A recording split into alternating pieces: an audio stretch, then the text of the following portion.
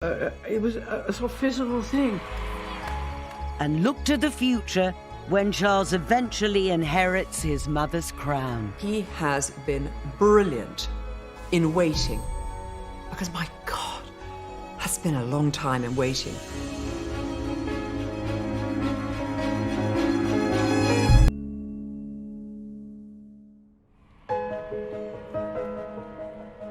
Queen Elizabeth II is the ultimate matriarch. At 93, she's Britain's longest-serving monarch. As a young woman, she pledged her life to one of service and duty. I declare before you all that my whole life, whether it be long or short, shall be devoted to your service. Today, she is one of the most powerful and respected world leaders. So how has the Queen managed to adapt to the changing decades? And what qualities will Charles need to make the crown his own? The Queen's discretion, I think, is her secret weapon. She very, very, very seldom puts her foot wrong. I don't think she would ever, ever pull herself up to her full height. She's just not that sort of woman. And that, I think, is one of her secrets, actually. Poise, dignity, gravitas, immense stamina. It is a 24/7 job.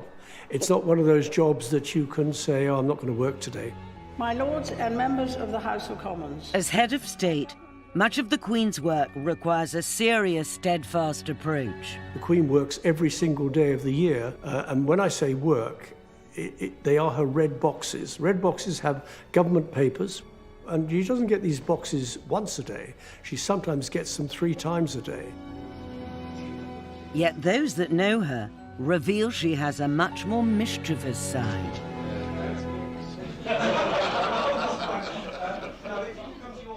She's a wonderful mimic, and she can take all accents of things, and she's got a very good eye. I mean, she'll notice somebody, and she will, you know, after they've left or gone, she'll take them off.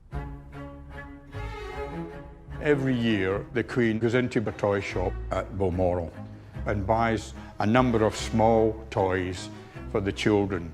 And while she was in the shop, this American lady said to her, "Gee, honey, you look just like the Queen." The Queen said, "How reassuring." Royal photographer Ken Lennox has photographed the Queen for over half a century. He's seen how the Queen's dry sense of humour has carried her through some tricky situations. It's the Queen talking to her shepherd, which she did once a year, and he would relay to her how the flock had gone that year, and he would address her in a very, very thick Aberdeenshire accent. It actually has a name for the language called the Doric. And the Queen is laughing because she can't understand a word that he was saying to her. Central to the Queen is her sense of duty and service. And as guardian of nearly 1,000 years of British royal history, she knows the power that legacy wields. The magic of castles, carriages and crowns is enough to seduce any world leader. She's met pretty much anyone and everyone of substance from the middle part of the 20th century onwards. She is absolutely part of an international landscape in a way that no other world leader is. She recognizes, I think, that she is not famous because of who she is, but it's because of what she is. She knows all these world leaders are coming to meet the monarch. Therefore, she is able to be utterly, utterly professional. That professionalism was tested during Donald Trump's first visit to the UK as president in July 2018.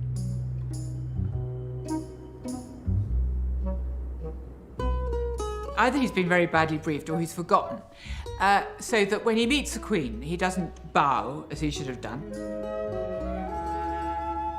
And then when they're walking together, he walks in front of her. Nobody walks in front of the Queen. And yet the Queen seems completely unmoved by all of this and just sort of shoos him on a bit. Despite the protocol faux pas, the Queen got on with doing what she does best. They'd only allotted 20 minutes in the diary for this meeting. In fact, it overran by twice that length. It was a huge success by all accounts. She's always going to be the most important person in a room, but she doesn't have a sense of importance. One of her favourite jokes is if phone goes off, she says, "Oh, that must be somebody very important." So although she has a great sense of herself and, you know, she is the Queen, but she's still Lilibet. Lilibet Windsor was thrust onto the world stage with the sudden death of her father on February the 6th, 1952. A year later, she was crowned Queen, aged just 27. Despite being in the grip of post-war austerity, this was Britain's chance to put on a show. Britain in the early 50s, there is still rationing. It's drab, it's poor, people stand in queues, women wear headscarves. Prime Minister Winston Churchill famously said, "You can't have coronations while there are bailiffs in the house." So Britain had to look great. This couldn't go wrong. There was so much riding on it. It was a huge feat of organisation with 29 bands and 13,000 soldiers. There was a feeling that Britain now had to re-establish itself after war, after austerity, after the end of empire, and royal ceremonial is the best way of waving the flag for brand Britain. A huge wave of cheering travels with her, pouring along the Mall as though it would lift her and carry her on her way. On June the 2nd, 1953, up to 3 million lined the streets of London to witness the arrival of the new Elizabethan age. Waiting at the Abbey was 20-year-old Lady Anne Cook, today Lady Glenconnor. I remember standing at the door, and suddenly we heard the roar, and we knew she was coming. And the roar got louder and louder and louder. And then round the corner came this golden coach. The colour and the music, I mean, it was like a sort of Disney film. I mean, absolutely unreal. Lady Anne had been handpicked to be one of the Queen's 6 maids of honour. We all had to be daughters of earls, marquises or dukes. And we were treated, rather fanciful perhaps to say this, like a girl band.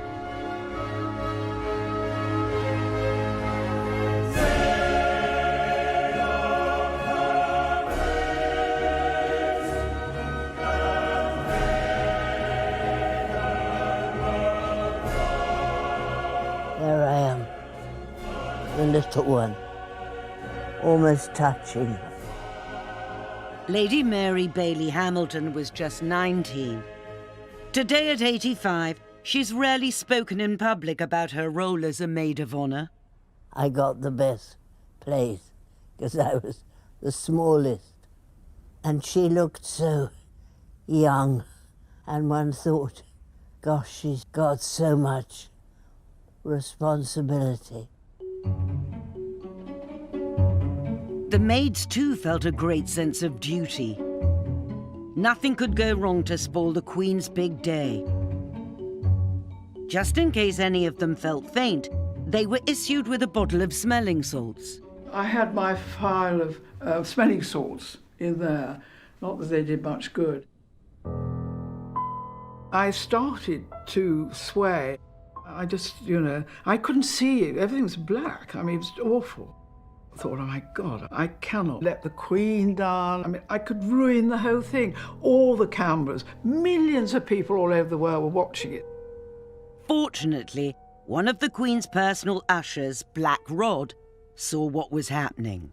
Suddenly, I had this wonderful arm pinning me to the pillar at the back. He didn't luckily use his rod, but he used his arm. And he kept me, and it was just long enough for me to recover. Oh, here comes the great moment. I may say that crown weighs a ton.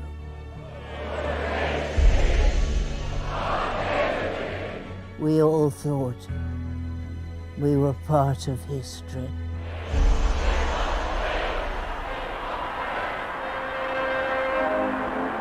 The noise, the love, it was a sort of physical thing. It more or less sort of hit you, you could feel it. This is the most marvellous thing I've ever done in my life. Look at that. Isn't that amazing? I was there. Extraordinary feeling. 300 million people around the world watched this thing. It was a moment when the nation really did come together. It was a real phenomenon. Really, very few people now have a personal memory of it. But it stands on the horizon of the past, a sort of glowing moment in our history.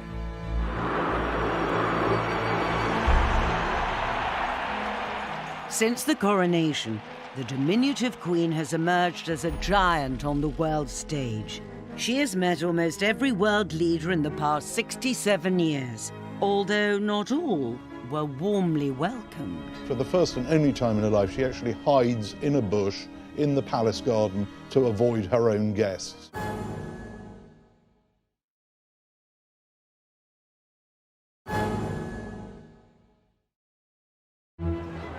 For more than 6 decades, a huge part of the Queen's success has been her visibility. Ever since the spectacle of the coronation, she's gone to extraordinary lengths to be seen. Not only in Britain, but around the world. The Queen's job is terribly easy and impossibly difficult. She has to smile and wave, and she's pretty good at doing that. But she also has to relate to her subject. She can't just be the gloved hand in the gold coach. She has to be seen, as she says, to be believed. She knows that people have come to see her. She knows how important that is. She recognizes that there's something that is a big deal in people's lives, something that they will talk to their children and their grandchildren about the day they met the Queen. I remember in Kingston, Jamaica, the Queen was determined to do a walkabout. She said, I'm Queen of Jamaica, I will go to downtown Kingston. So she began this walkabout, and the ladies are saying, nice, nice, nice, and they're putting their arms around her. I'm afraid the bodyguards practically lifted her up and threw her into the back of the Land Rover. But she wanted to be seen, and she wanted to meet the ordinary people. Wesley Kerr was royal correspondent throughout the 90s. He regularly accompanied the Queen on overseas visits. She knew that my father was in Jamaica, so she said, did you see your father, Mr. Kerr? And I said, yes, he came down and and he said, did he see me?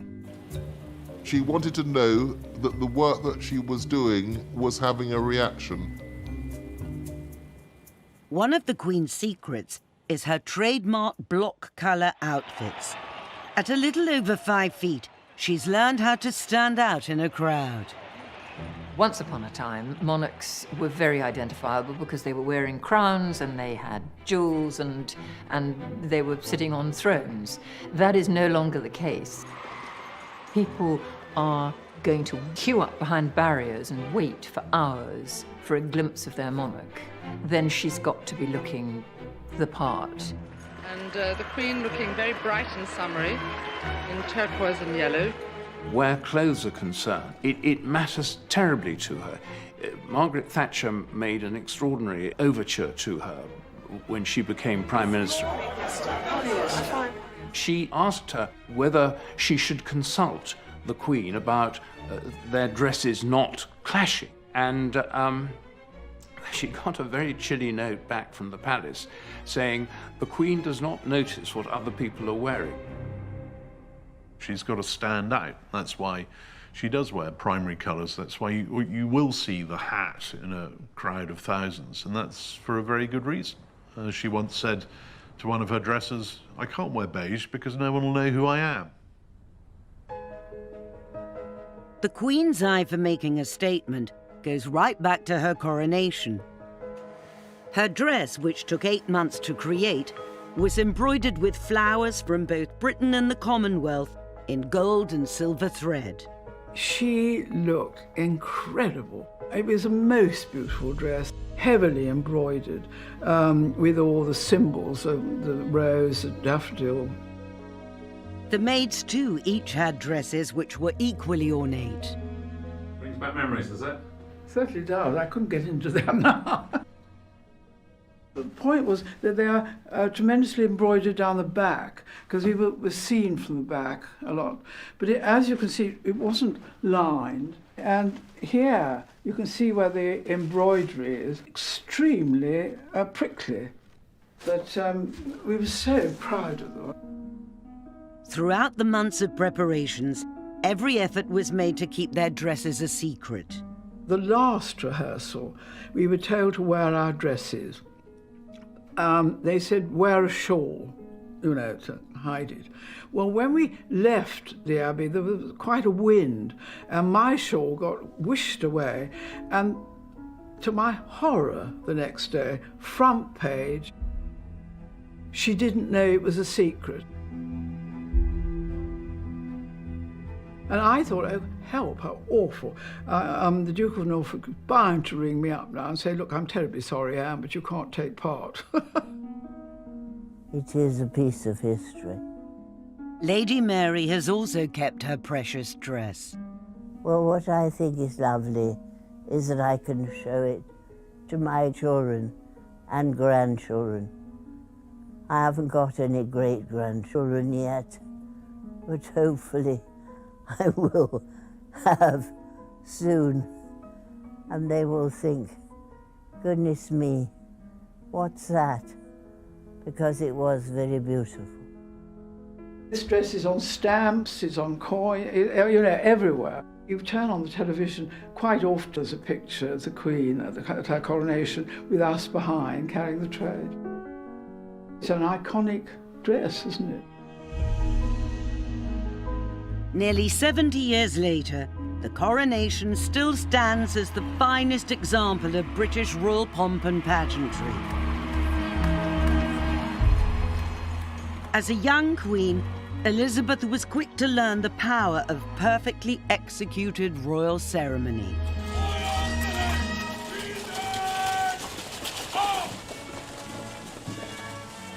It doesn't matter who you are as a head of state, it's still a very big deal to be invited by Queen Elizabeth II to be part of the great British royal pageantry, to be in a carriage with her, to be the guest of honour at a state banquet. It's one of the great tools, if you like, in the British diplomatic armoury. The Queen pays the most extraordinary attention to detail. She cares passionately about the accommodation that visiting heads of state will have. She will inspect the rooms herself. She will choose what books should go by their bedside. When she gives a banquet, she will inspect the table, and everything is done with a tape measure. She is a very, very accomplished hostess. While it is the Queen's job to wine and dine, it's not her job to choose her guests. That's the preserve of the government of the day. And occasionally, the guest list has caused considerable panic at the palace. Yes, indeed. Every now and then over the years, I'm afraid the government has invited one or two shockers. President Mobutu of Zaire was definitely a low point, particularly when his wife smuggled her pet dog through customs. The Queen was very unhappy about that. But there was another state visitor who was even worse than the Mobutus. 5 years later, arrived from Romania, Nicolae and Eleanor Ceausescu, the nadir in the Royal Visitors Book. Nicolae Ceausescu ruled communist Romania with an iron grip for nearly 25 years. Yet despite his despotic reputation, by the mid-1970s, he was willing to stand up to the Soviet bloc. The government think maybe this is a man we could do business with behind the Iron Curtain. He may be ghastly. In fact, we know he's ghastly, but let's get him here nonetheless. At the National Archives, Daily Mail journalist Robert Hardman has unearthed a stack of documents which reveal the worry that Ceausescu's visit caused. The press have started to question the Foreign Secretary, David Owen, and say, why are we inviting this monster to come to Britain? And here is a background briefing sent from David Owen's private secretary to the Foreign Secretary, and this is an extraordinary handwritten note at the top. Who did agree to this visit, writes David Owen. Did I? If I did, I regret it. Do you remember writing that? Well, I've read it. I certainly, absolutely, I think the answer is that, you know, at various stages you can technically stop it. But I mean, it's purely technical. I mean, the repercussions of blocking that visit would have been huge. Somebody asked me why I didn't mention it in my memoirs. I said, I'm trying to forget that it ever happened. Years later, it emerged just how much the Queen had disliked her guests. So much so that while walking in the gardens at Buckingham Palace, she made a very unregal quick exit. She once told a lunch guest, who in turn told me of the occasion when they were staying, and she took the corgis out for a walk in the palace garden, and she could see the Ceausescus coming the other way. And thinks, I really can't face talking to them. So for the first and only time in her life, she actually hides in a bush in the palace garden to avoid her own guests. The Queen puts up with having many different people, but Ceausescu was too much for her. She made it quite plain. She didn't like that visit. Years afterwards, she would still refer to Ceausescu as that frightful little man. Despite the awkwardness of Ceausescu's visit, the Queen's decades of experience carried her through. But occasionally, some of her guests have tried to get a little too familiar. President Reagan put his hand on the Queen's lower back to escort her to the ranch. We all couldn't believe it. Queen's record-breaking reign spanning nearly 7 decades, she has been a constant in an ever-changing political landscape. From the Suez Crisis to the miners' strike, 9/11 to Brexit, the Queen has seen it all. She has got more political experience than anybody else in the world. She's had the red boxes delivered to her ever since the 1950s, and so she knows exactly what's going on. For the Queen, her vast experience affords her great power. As such, she can humble even the most formidable of political beasts. In 1969, US President Richard Nixon came to tea at Buckingham Palace. Nixon, a really shrewd politician, extremely hard-nosed, and yet he comes to Buckingham Palace and his knees turn to jelly. It's a most extraordinary thing. I think it's to do with the ineffable prestige of a monarchy that goes back to, you name it, William the Conqueror, Ethelred the Unready. And I think somebody like Nixon realizes that he's touching the hem of history, really. It's magic. During her reign, the Queen has met 11 sitting US presidents. Always welcoming, she has played a large part in developing the so-called special relationship. Yet few got as close as the flamboyant actor-turned-president, Ronald Reagan. Ronnie Reagan come out and he's got cowboy boots on and he stuck his heel into the gravel and scraped a line for us to stand on. Ken Lennox was waiting at the Reagans' Californian ranch. just as the president got a little too familiar with the British monarch. The Queen arrives by car. She gets out. President greets her. And they turn to do a photograph. Snap, snap, snap. And they turn to go away. And President Reagan put his hand on the Queen's lower back. We all couldn't believe it. Reagan isn't the only US president to break the royal rules. In 2009, Michelle Obama caused a stir when she put her arm around the Queen. And President Carter raised a few royal eyebrows when he got rather intimate with the Queen Mother. Jimmy Carter kissing the Queen Mother on the lips, and she taking an abrupt step back and saying that, gee, well, no one had done that since her husband died. It's not just over the pond that the Queen works her magic. From day one in the job, she pledged her commitment to the new Commonwealth. Unlike the Empire, which ultimately depended on force, the Commonwealth is entirely a matter of soft power, much of which is forged by the Queen. She took it on when it was just 8 members. It's grown to 53. Many people predicted it was going to fall apart. The fact that it didn't is down to Queen Elizabeth II. As a young black person growing up here in the 60s and 70s, the only major public figure you would see, as it were, with black leaders as an equal, you know, dancing with Kenneth Cowan or greeting Mandela, or, you know, it was the Queen. She makes no distinction between people of different races. The Queen has realised that she must stick up for the nations of the Commonwealth, many of which were Republican. They weren't even monarchists, but she's the head of the Commonwealth, and this has been a major achievement in her reign. I feel enormously proud of what the Commonwealth has achieved, and all of it within my lifetime.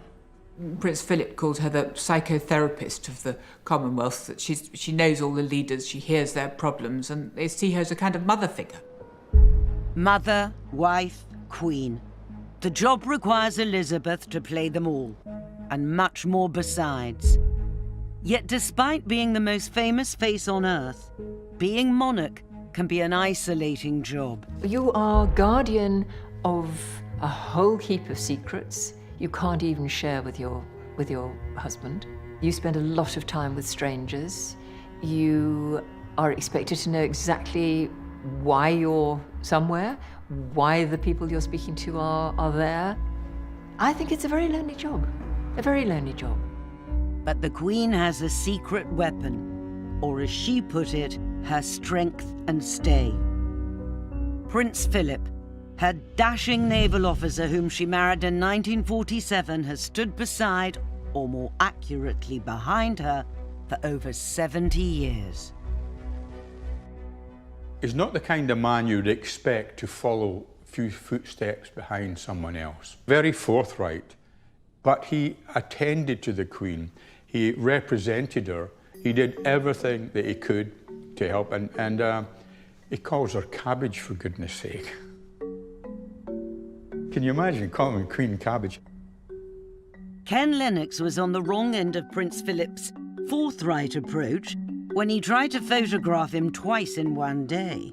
He spotted me out the side of his eye, turned his head round, marched over to me and said, "Has my face changed so bloody much in 4 hours that you need to re-photograph it?"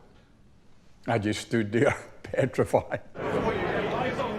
Yet despite Philip's brusque nature, when called upon to do his duty, he was the first in line to swear his allegiance to his new Queen.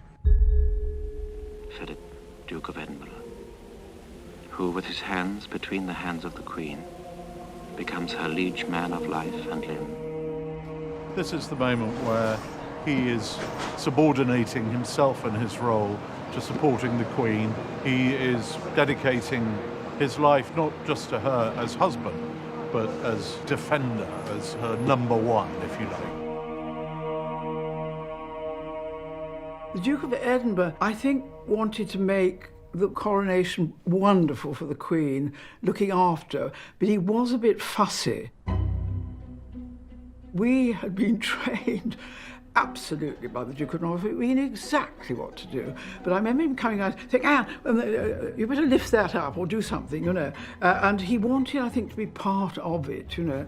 And secretly, one was sort of thinking, oh, do wish he'd go away, you know. we know what to do.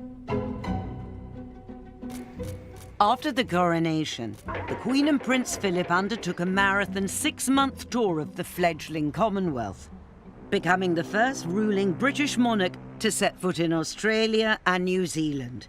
Her arrival sent the locals into a frenzy of patriotic fervour.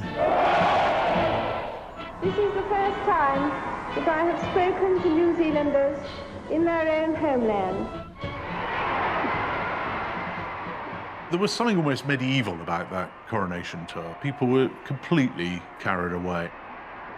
There was one town where they'd made a very special red carpet for the Queen to walk along, and after she left, no one could agree what should happen to it. So they cut it up into tiny pieces, and everyone in the town got a tiny piece of the carpet as a souvenir. In another town, everyone wanted a piece of the royal loo paper in the hotel that had been set aside for the royal rest stop. So each person who queued up, and they queued for a very long time, was handed one sheet of loo paper.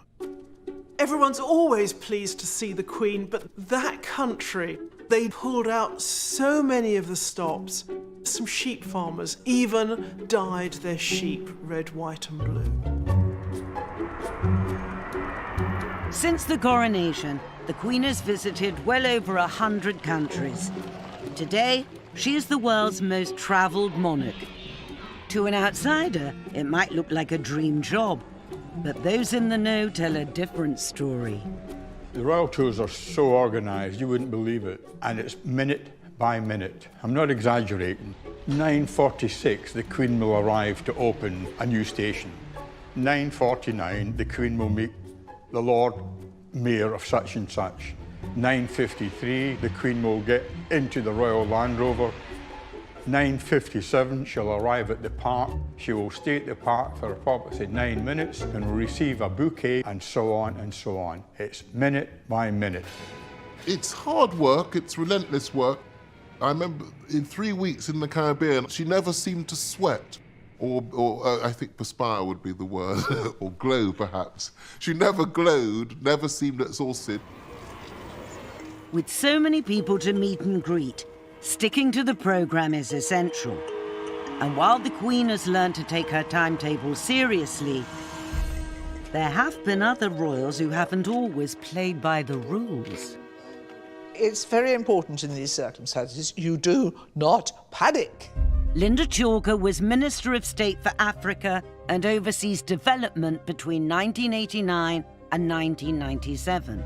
She organised several royal tours, including a trip to Nepal where Princess Diana went missing in action. One evening, when we had gone to bed, there was a knock, knock, knock on the front door.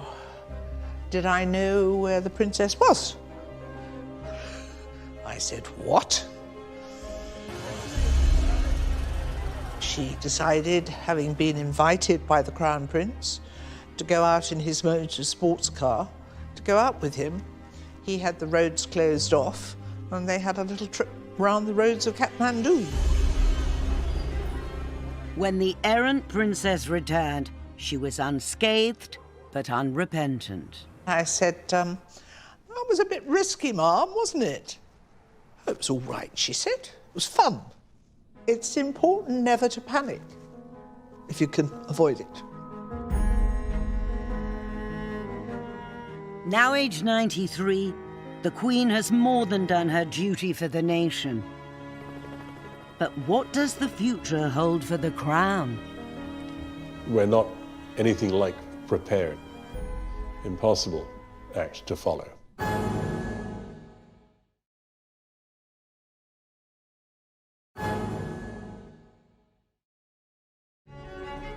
Castles, crowns, and corgis. Holding the top job comes with an array of perks. But for the Queen, none of them meant as much as her beloved royal yacht. Dating back to the restoration of the monarchy with Charles II, there have been a succession of royal yachts. And on the 16th of April, 1953, a crowd of over 30,000 braved the heavy rain to watch the Queen launch number 83. I name the ship Britannia. Sleek and elegant Britannia hark back to an era of great British maritime power.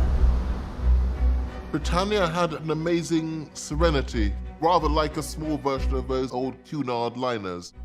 And the Queen and the Duke particularly loved it because it was the only one of their many homes that they themselves had chosen the furniture for. The Royal Drawing Room, like many rooms on Britannia, has several pieces of furniture from the Victoria and Albert. It has duck-egg blue walls and a hyacinth blue carpet. Britannia really was a genuine home for the royal family. It could give them freedom, a sense of not having to worry who was looking around the corner.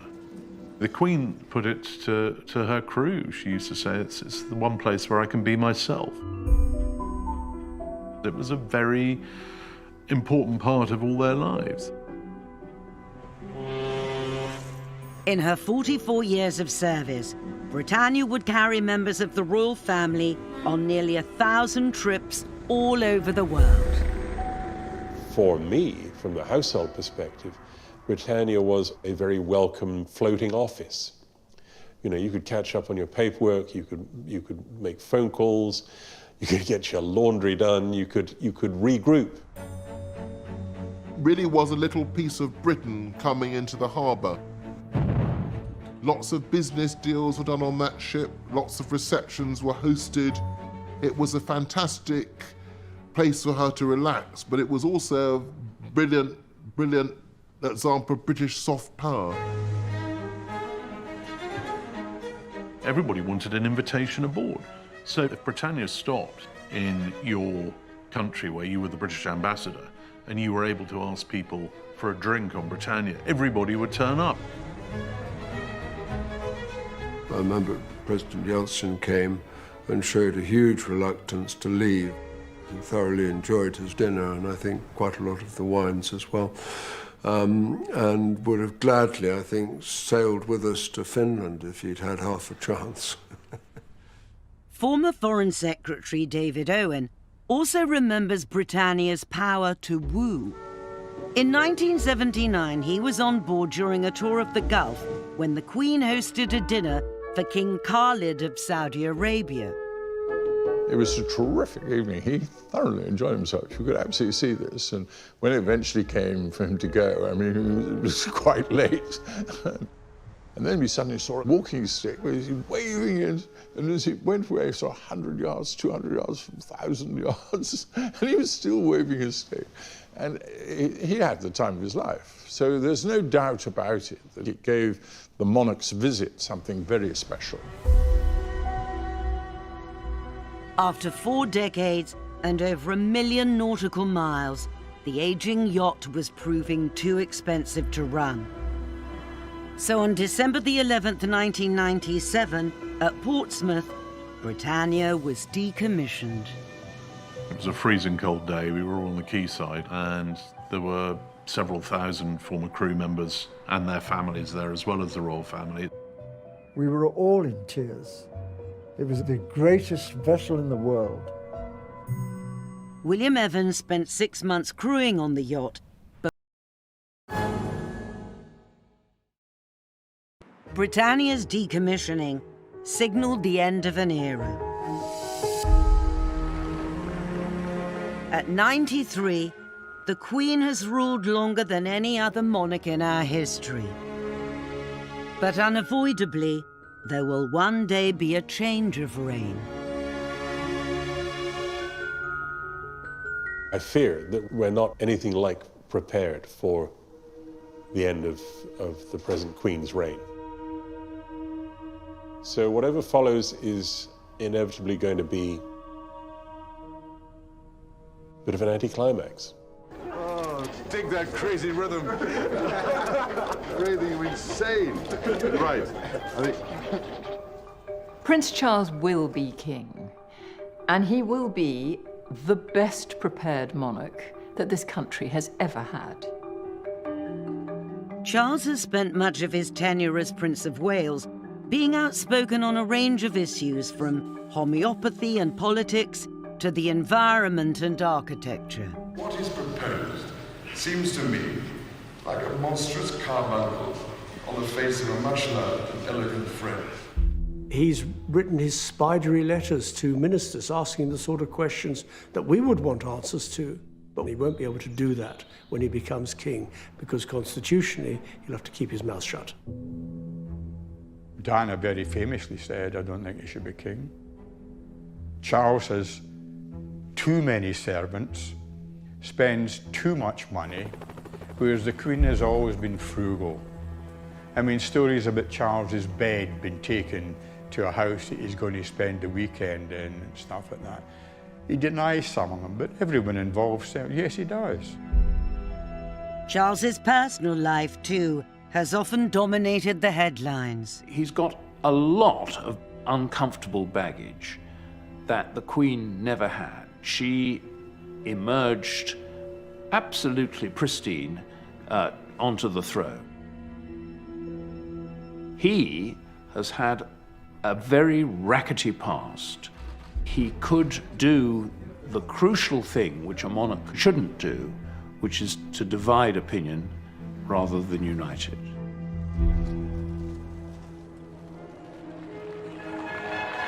But in recent years, Charles's image has undergone a transformation. Now happily remarried, today he seems to be enjoying life. I think the nation has changed in its attitude towards Charles. Years ago, we wrote him off as a nutter who talked to his plants. That today, he is in a really good place. He has once again got back his joie de vivre. Aha. There'll be snow. He laughs again, he jokes, he's relaxed. The potential for a few flurries over Balmoral. Who the hell wrote this script? And I think that makes him a much better prince, and a much better father, and a much better man all round. You take something like the Prince's Trust, which he started with the contents of his Royal Navy pension in the 70s, and it's become now the largest charitable network in this country. He's used his position to make a serious, tangible difference to the lives of a lot of his future subjects. He is a man who is utterly, utterly dedicated to hard work. He has been brilliant in waiting, because my God, that's been a long time in waiting.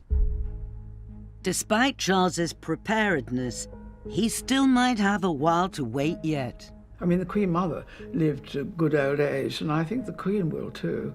I mean, she's very, very fit. I mean, she's riding. I mean, I saw her riding the other day. Years ago, I remember one of her private secretaries telling her that Queen Juliana of the Netherlands had abdicated. And the Queen just looked at her and said, "Typically Dutch." There is no question the Queen will abdicate. Queen Elizabeth's record-breaking reign has spanned nearly 7 decades of extraordinary economic, technological, and political change. In that time, she has had to balance love with duty. You're not just marrying a person, you're marrying a job. Seen fairy tale marriages become the stuff of nightmares. We were living a lie. We were covering up for the fact that the marriage was dead. Watch her family become embroiled in scandal and gossip. Princess Margaret was so much younger than him, and people were very shocked. They felt he'd taken advantage. And suffered great personal tragedy and loss. The flames seemed to be 200 feet high. You could see it in her face. The emotion was palpable. Yet through it all, Queen Elizabeth II has remained resolute. So much so that whilst around the world other monarchies have fallen, the British crown has not only survived, but thrived. Today, the future of the House of Windsor seems assured. it is an institution that works really well for this country because it is set apart from the grubby business of politics.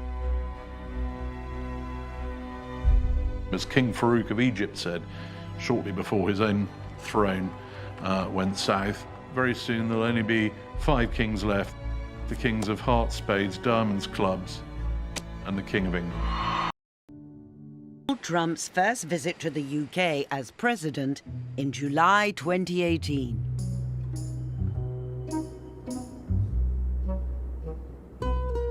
Either he's been very badly briefed or he's forgotten, so that when he meets the Queen, he doesn't bow, as he should have done. And then when they're walking together, he walks in front of her. Nobody walks in front of the Queen. And yet the Queen seems completely unmoved by all of this and just sort of shoos him on a bit. Despite the protocol faux pas, the Queen got on with doing what she does best. They'd only allotted 20 minutes in the diary for this meeting. In fact, it overran by twice that length. It was a huge success by all accounts. She's always going to be the most important person in a room, but she doesn't have a sense of importance. One of her favourite jokes is if phone goes off, she says, "Oh, that must be somebody very important." so although she has a great sense of herself and, you know, she is the Queen, but she's still Lilibet. Lilibet Windsor was thrust onto the world stage with the sudden death of her father on February the 6th, 1952. A year later, she was crowned queen, aged just 27. Despite being in the grip of post-war austerity, this was Britain's chance to put on a show. Britain in the early 50s, there is still rationing. It's drab, it's poor, people stand in queues, women wear headscarves. Prime Minister Winston Churchill famously said, "You can't have coronations while there are bailiffs in the house." So Britain had to look great. This couldn't go wrong. There was so much riding on it. It was a huge feat of organisation with 29 bands and 13,000 soldiers. There was a feeling that Britain now had to re-establish itself after war, after austerity, after the end of empire, and royal ceremonial is the best way of waving the flag for brand Britain.